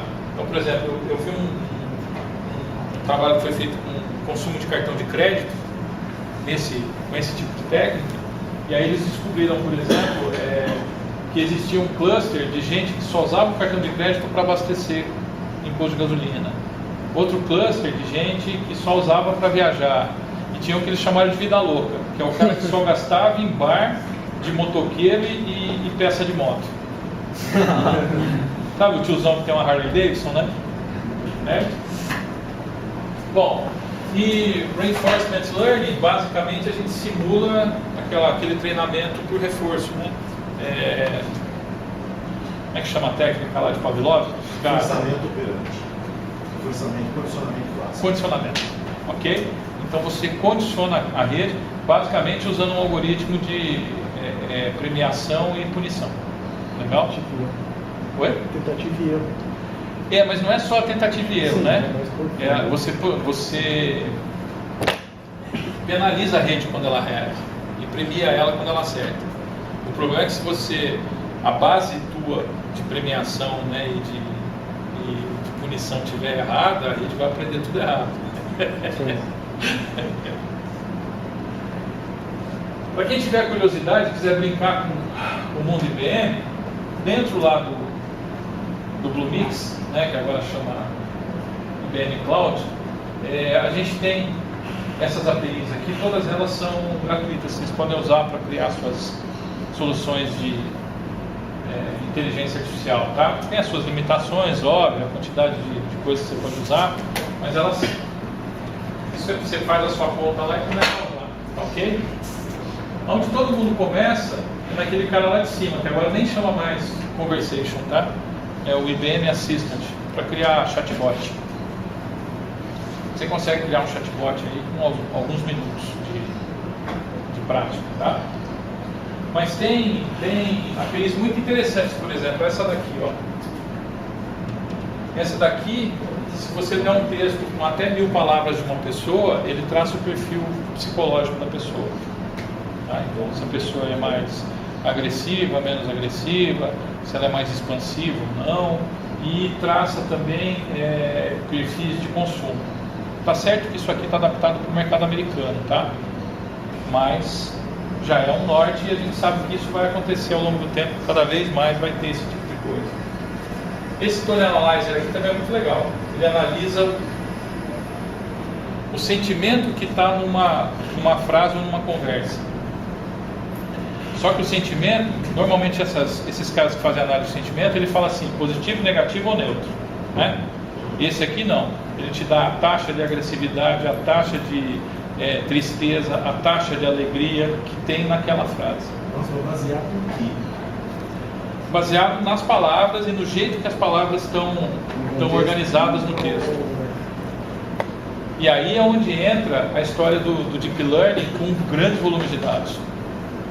Então, por exemplo, eu sei que para treinar esse cara aqui, ó, que transforma a voz em texto, né? Para você fazer um cara que consegue um modelo de reconhecimento vocal, você precisa de pelo menos 10.000 horas de fala devidamente tagueada. No caso, o programador fazendo. Não o programador, alguém, né? Sim. Certo? Onde você consegue isso com facilidade, uma relativa qualidade? Em filme. Filme? Legenda de filme. Você tem o cara falando e tem a legenda. Mas de qualquer forma você precisa de pelo menos 10.000 horas.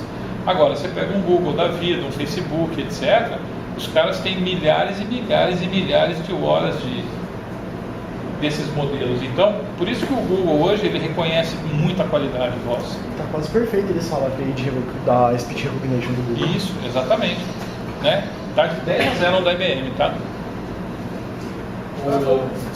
Mas se esse Minority Report, o cara vai dizer assim, Google, procure uma faca, em 5 minutos vai ter um policial batendo na sua porta, porque a forma, o tom de voz que você falou procure a faca, significa que você vai dar um Pode golpe. ser. Não Pode ser. Não duvido, não. Tá? E até é aquela brincadeira do Elon Musk, né? Falando que a gente está dentro da Matrix. Certo? Logo, logo nós vamos descobrir isso. Legal? Mas essas APIs aqui é interessante vocês já darem uma brincada, assim. Se quiser ter um contato com inteligência artificial, coisa bem enlatada, aqui é um caminho, tá? Tem uma outra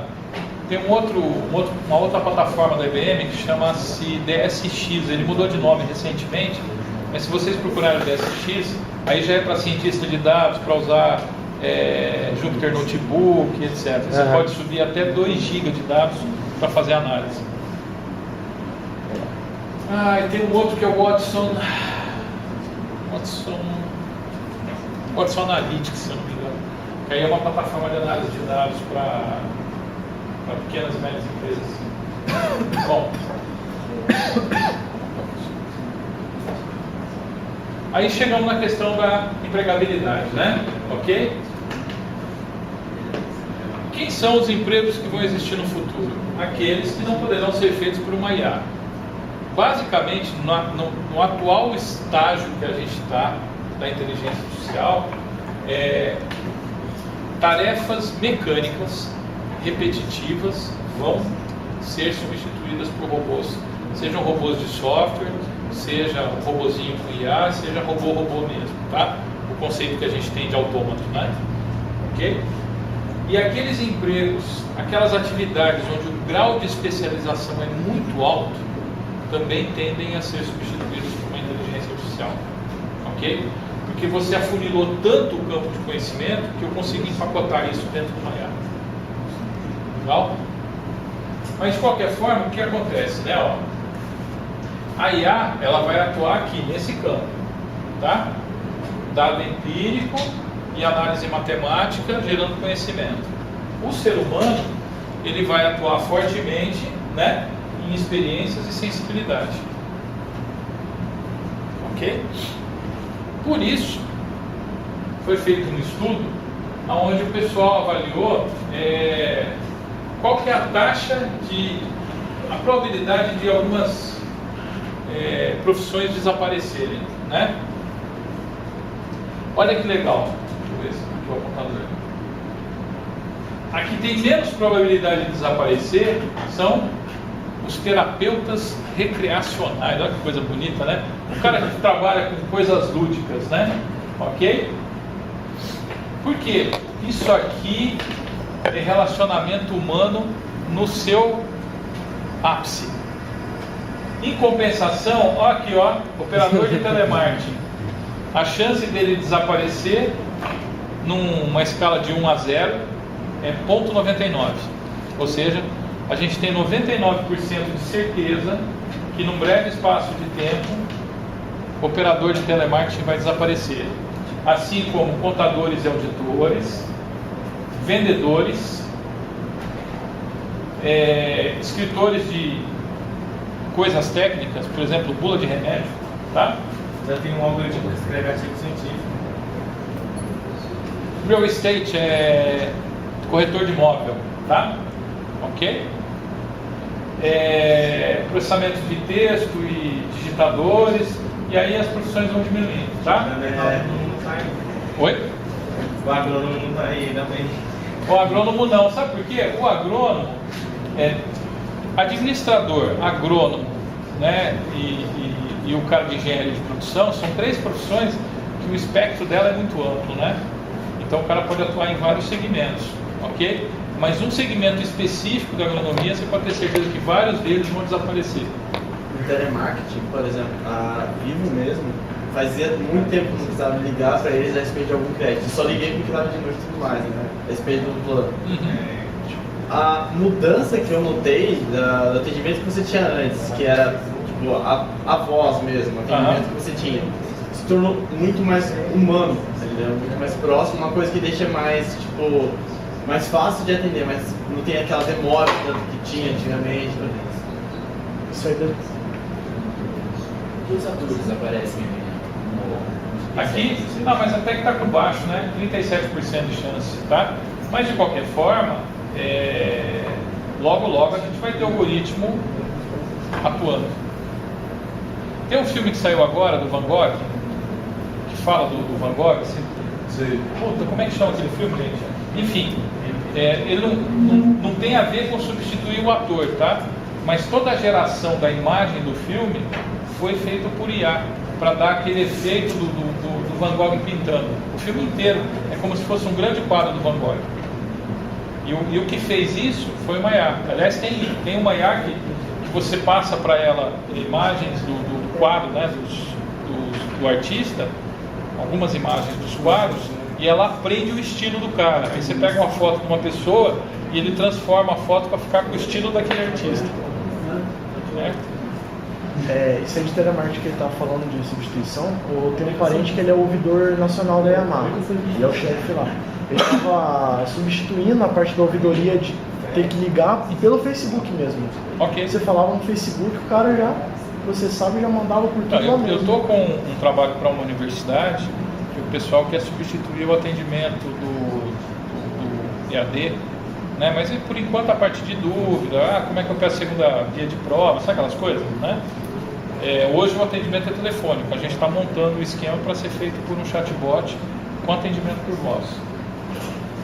O que ele ganha com isso? Atendimento 24/7, melhoria na qualidade da informação, não sei o que, tarará. Se você xingar o chatbot, ele não fica magoado.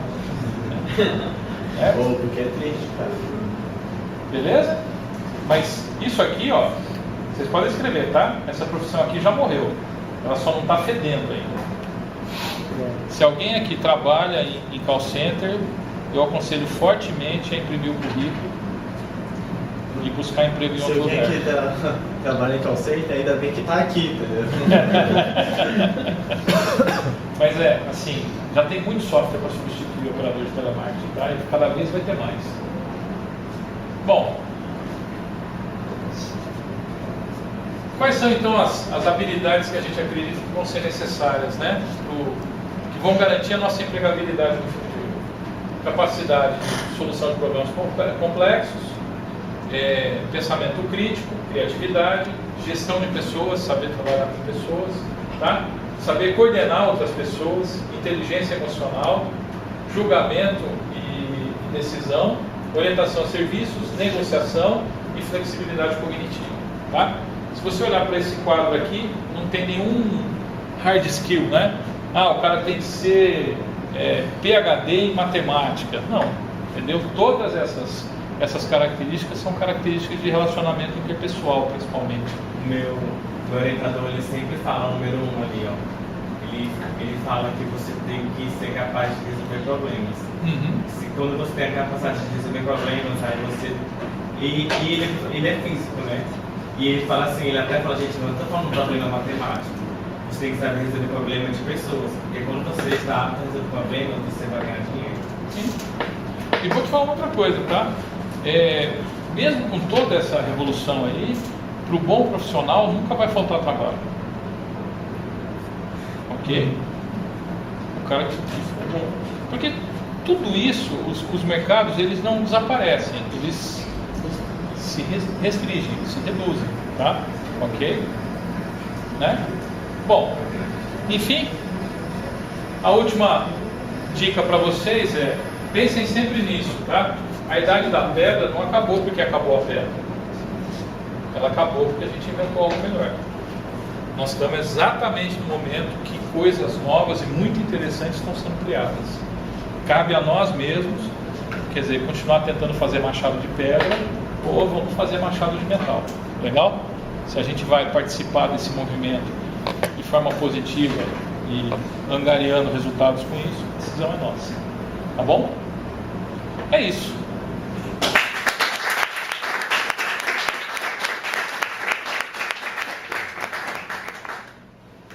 Você podia falar um pouco melhor da DataH?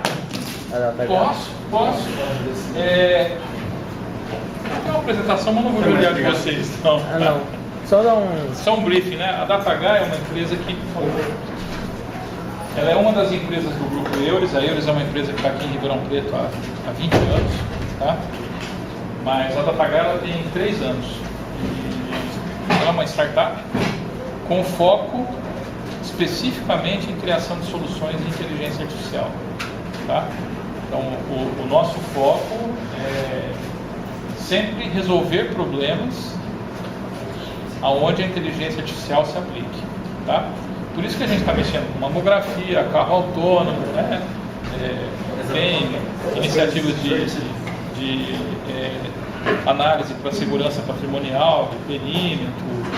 Tem um outro cara que trabalha com a gente que é especialista em defesa aeroespacial. Então tem algumas coisas relacionadas à mira eletrônica, enfim, tá? Mas a ideia é usar a inteligência artificial para a resolução de problemas, tá? Então esse é o foco da DataGuard. Agora a gente descobriu que não tem mão de obra para isso, tá? Então um outro negócio que a gente fundou aqui em Ribeirão é o I2A2, que é o Instituto de Inteligência Artificial Aplicada. E aí o I2A2 a gente fornece para o pessoal que está lá treinamento em técnicas de machine learning, deep learning, etc., né? Matemática e algumas outras coisas básicas para a pessoa poder se movimentar nesse mundo, né? E o pessoal tem aula todo dia, segunda a sexta, na parte da tarde, tá? É gratuito o curso. A primeira turma a gente fez o processo seletivo com 180 alunos, conseguiram chegar até lá 6. Mas tem tempo para isso? Não, assim, o mais importante é que você tenha pelo menos 2 neurônios que um fale com o outro. Até aí tudo bem. Mas qual 3 vai anos. ser essa evasão? Oi? Essa evasão toda, qual é? Você falou que teve 180, conseguiram chegar a 6. Muito pouco capacidade de raciocínio do pessoal. É incrível isso. O pessoal não consegue resolver problemas simples, tem dificuldade com a língua. A hora que você propõe um problema, né? A pessoa não, ela lê algo entende, ela leu. Então assim, né? Tudo bem que essa primeira seleção ela foi aberta, não tinha critério nenhum. Quem quisesse participar do processo seletivo podia participar, tá? Mas é preocupante.